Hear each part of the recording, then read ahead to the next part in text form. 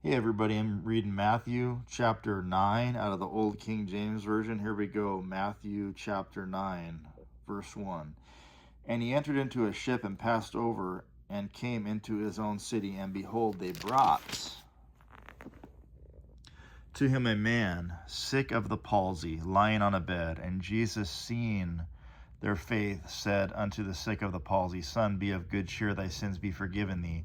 And behold, certain of the scribes said within themselves, This man blasphemeth. And Jesus, knowing their thoughts, said, Wherefore think ye evil in your hearts? For whether is easier, to say, Thy sins be forgiven thee, or to say, Arise and walk? But that ye may know that the Son of Man hath power on earth to forgive sins, then saith he to the sick of the palsy, Arise, take up thy bed, and go unto thine house. And he arose and departed to his house. But when the multitude saw it, they marveled and glorified God, which had given such power unto men. And as Jesus passed forth from thence, he saw a man named Matthew sitting at the receipt of custom. And he saith unto him, Follow me. And he arose and followed him. And it came to pass, as Jesus sat at meat in the house, behold, many publicans and sinners came and sat down with him and his disciples. And when the Pharisees saw it, they said unto his disciples, Why eateth your master with publicans and sinners? But when Jesus heard that, he said unto them, They that be whole need not a physician, but they that are sick. But go ye and learn what that meaneth. I will have mercy and not sacrifice, for I am not come to call the righteous, but sinners to repentance. Then came to him the disciples of John, saying, Why do we and the Pharisees fast oft, but thy disciples fast not? And Jesus said unto them, Can the children of the bridechamber mourn as long as the bridegroom is with them? But the days will come when the bridegroom shall be taken from them, and then shall they fast. No man putteth a piece of new cloth unto an old garment, for that which is put in to fill it up taketh from the garment, and the rent is made worse. Neither do men put new wine into old bottles, else the bottles break, and the wine runneth out, and the bottles perish.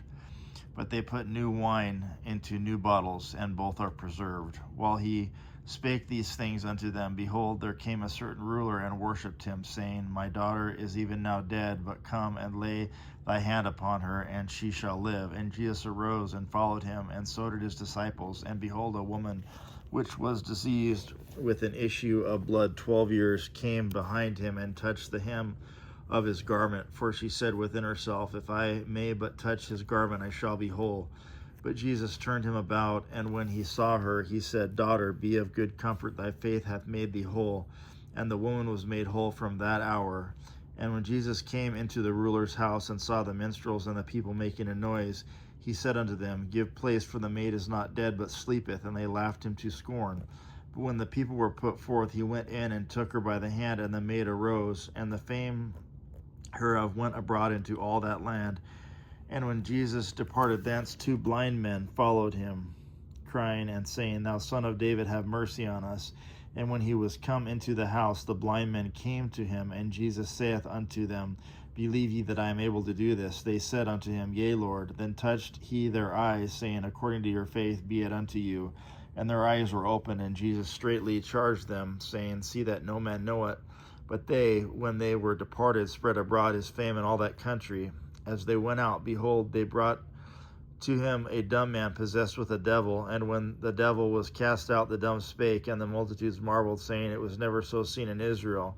But the Pharisees said, He casteth out devils through the prince of the devils. And Jesus went about all the cities and villages, teaching in their synagogues, and preaching the gospel of the kingdom, and healing every sickness and every disease among the people.